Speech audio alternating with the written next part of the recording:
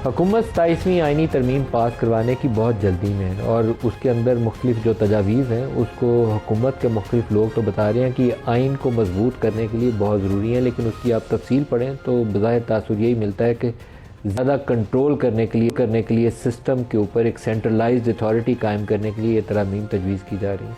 26वीं आइनी तरमीम के वक्त भी यही बार बार कहा जाता था कि अदालती निज़ाम की इस्लाह करनी है। इफ्तिखार चौधरी, साकिब निसार और बंदयाल जैसे जो जजेज़ हैं, इन्होंने सुप्रीम कोर्ट का बुरा हाल कर दिया, अब हमने अदालत को ठीक करना है। लेकिन उसके बाद इस्टेब्लिश ये हुआ कि 26वीं आइनी तरमीम के नतीजे में जो आइनी बेंच बनाया गया तो उससे सुप्रीम कोर्ट की जो ऑटोनॉमी, जो इंडिपेंडेंस थी, जो रहनी चाहिए थी एक आला अदालत के पास इख्तियार और ताकत, वो हमने मुकम्मल तौर पर सलब कर लिया। इसी तरीके से 191 की जो प्रोविजंस थी उसको कंप्रोमाइज़ कर दिया गया। अब इस तरमीम 27वीं के अंदर फर्दर एक कॉन्स्टिट्यूशनल कोर्ट का कॉन्सेप्ट है जो किसी ज़माने में पीपल्स पार्टी मोहतरमा के दिल के बहुत करीब था। ये वो उस वक्त की अदालतों को कहती थी कि चमक के तहत फ़ैसले करती हैं, कैंगरू कोर्ट्स कहती थी। और उस वक्त वो कैंगरू कोर्ट्स इसलिए कहती थी कि IJI और बाकी जो इस्टेब्लिशमेंट बैक्ड ग्रुप्स थे उसके तहत वो फ़ैसले ऐसे अदालतों से आते थे कि पीपल्स पार्टी को रगड़ा लग जाता था। और नवाज़ शरीफ साहब इस्टेब्लिशमेंट के जिस ज़माने में करीब होते थे, क्योंकि 2-2, 3-3 साल के साइकिल थे, कभी वो करीब होते थे, कभी वो जेल में या पाकिस्तान से बाहर होते थे, तो उस वक्त उनको वो अदालतें सपोर्ट करती थी। तो वो कैंगरू कोर्ट्स उसको भी उन अदालतों को कहती थी। उस वक्त आइनी अदालतों का भी तसव्वुर वो लेकर आई कि ये होना चाहिए ताकि एक आम आदमी तक इंसाफ मिले, जो असल केसेस हैं वो सुने जा सकें। लेकिन आजकल की सूरत हाल उससे बहुत मुख्तलिफ और बहुत आगे जा चुकी है। At the end of the day क्या बनेगा अभी कहना बहुत ही कबलस वक्त है। इसी तरीके से आर्टिकल 243 के अंदर जो तरमीम तजवीज़ की जा रही है, इससे कुछ मिलती जुलती चीज़ें 26वीं आइनी तरमीम के वक्त भी आई थी। PTI उससे बहुत शोर मचाया। मौलाना फजल रहमान जो थे उनके यहाँ बैठक सजती रही।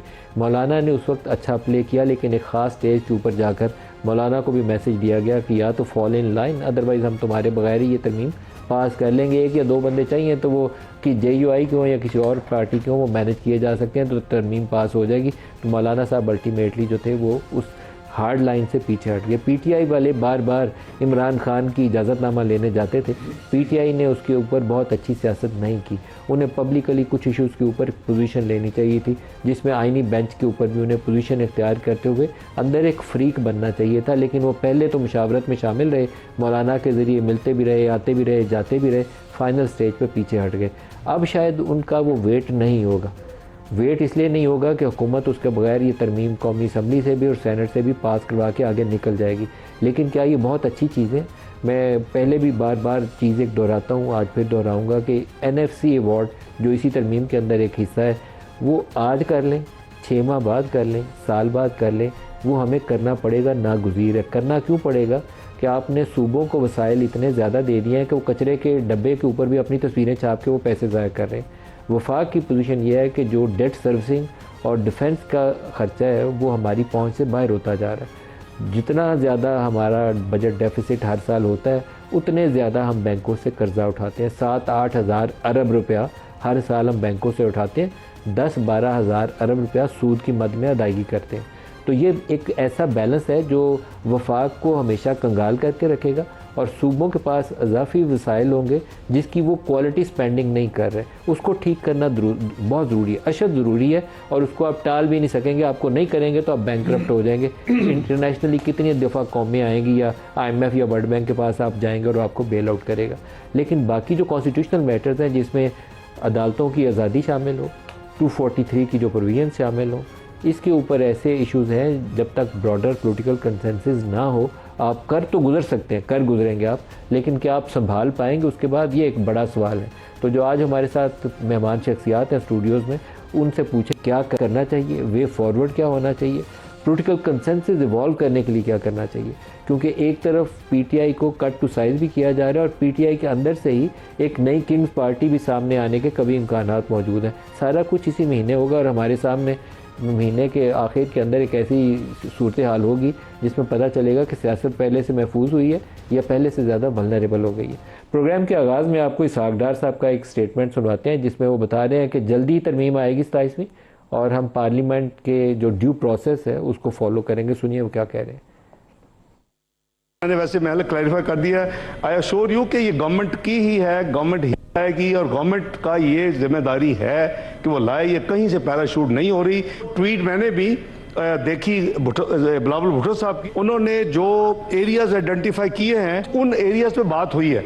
जो भी उन्होंने एरियाज आइडेंटिफाई किए हैं, he has not included any area which has not been talked और डिस्कस विद देम। बेहतर होगा कि हम उसको पहले इस हाउस में ले आए। तो मैं अश्योर करता हूं जी, जो भी प्रोसेस होगा दैट विल बी ट्रांसपेरेंट। तो मैं गुजारिश करूंगा, एक ये कि पहले इस हाउस में ले आए, दूसरी मेरी गुजारिश होगी कि इसको कमेटी को रेफर करें ताकि वो फुल पार्टिसिपेशन हो जाए। हम स्टेक होल्डर्स को भी डेफिनेटली डिस्कस करेंगे। खोखर साहब, जो 26 आईनी तरमीम के वक्त एक लतीफ़ा था कि लॉ मिनिस्टर से पूछा गया कि ड्राफ्ट किधर है, तो उन्होंने कहा भी मैंने देखा नहीं। तो आई होप कि अभी तारड़ साहब जो है दोबारा ये बात ना कह दें कि मैंने 27वीं तरमीम का ड्राफ्ट आ जाए फिर बात करूंगा। देखिए, जो मलिक साहब हमारी प्रेजेंट डिस्पेंसेशन है या जो सियासी जमातें इस वक्त हुकूमत में, उनके पास कितनी स्पेस है, उनके पास कितनी लिबर्टी है आज़ादाना फैसले करने की, ये पूरा पाकिस्तान का बच्चा बच्चा जानता है। वो जो कॉम्प्रोमाइज़ करके आए हैं हुकूमत में इन इलेक्शंस में, जो उन्हें फॉर्म 47 पकड़ाए गए, उन्होंने इसके नतीजे में उनके पास कोई स्पेस नहीं बची। उनको जो इंस्ट्रक्शंस आती हैं उन्होंने वो इंस्ट्रक्शंस मनोअन फॉलो करनी है। ड्यू प्रोसेस का इसहाक डार साहब का आपने क्लिप सुनाया, कौन सा ड्यू प्रोसेस के जहां पर पार्लियामेंट की लेजिटिमेसी के ऊपर सवाल तो है ही है। आज जिस पार्लियामेंट के अंदर खड़े होकर वो तकरीर कर रहे थे, उसके अंदर अपोजिशन लीडर की कुर्सी खाली है, सेनेट के अंदर अपोजिशन लीडर की कुर्सी खाली है। लिख के अपोजिशन मेंबरान ने स्पीकर को और चेयरमैन सेनेट को दे रखा है कि जनाब ये अक्सरियत है हमारे पास, अल्लामा नासिर अब्बास साहब होंगे सेनेट में अपोजिशन लीडर और नेशनल असेंबली में महमूद खान अचकजई साहब, लेकिन नहीं है। और इस माहौल में कि जहां पे अपोजिशन लीडर्स का ओहदा खाली है, वहां पर हुकूमत कहती है, ये गैर नुमाइंदा हुकूमत कहती है कि हम 27वीं आईनी तरमीम लेकर आएंगे। तो हम बुनियादी तौर पर जो चीज इस मुल्क में नहीं अप्रिशिएट करते, वो किसी भी चीज की इखलाकी हैसियत है। कवानीन की, पार्लियामान की जब तक इखलाकी हैसियत नहीं होगी, लोग नहीं तस्लीम करेंगे, लोग नहीं मानेंगे। आप वक्ती तौर पर तो उनको नाफिज कर सकते हैं, वक्ती तौर पर लोगों के गले के से नीचे उनको गुजार सकते हैं जबरदस्ती, लेकिन इवेंचुअली ये चीजें अंडू होनी है। 26 कॉन्स्टिट्यूशनल अमेंडमेंट आप देख लें, उस वक्त हमें यह बताया गया, पाकिस्तान के सामने यह मुकदमा बनाया गया कि जी इंसाफ की फराहमी के लिए बहुत जरूरी है कि ये कॉन्स्टिट्यूशनल बेंच बने। लेकिन नतीजा क्या निकला?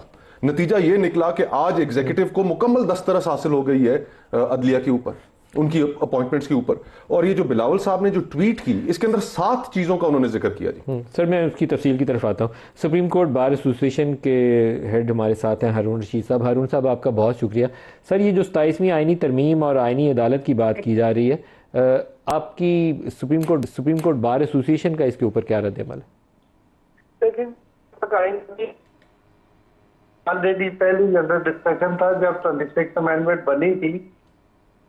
हेलो जी जी जी सर, जब ये 26 आईनी तरमीम आई थी उस वक्त इसका तो उसमें भी आईनी कोड का ही जिक्र था और आईनी कोड कंप्लीट होनी थी, लेकिन वो वाले पॉलिटिकल पार्टीज की कंसेंसस के साथ उस वक्त 26 अमेंडमेंट आई थी कि चले अगर को फुल कोड नहीं बन सकती, इंडिपेंडेंट कोड नहीं बन सकती, तो फिलहाल आईनी बेंच तश्कील दिया जाए, लिहाजा बेंच हो गया।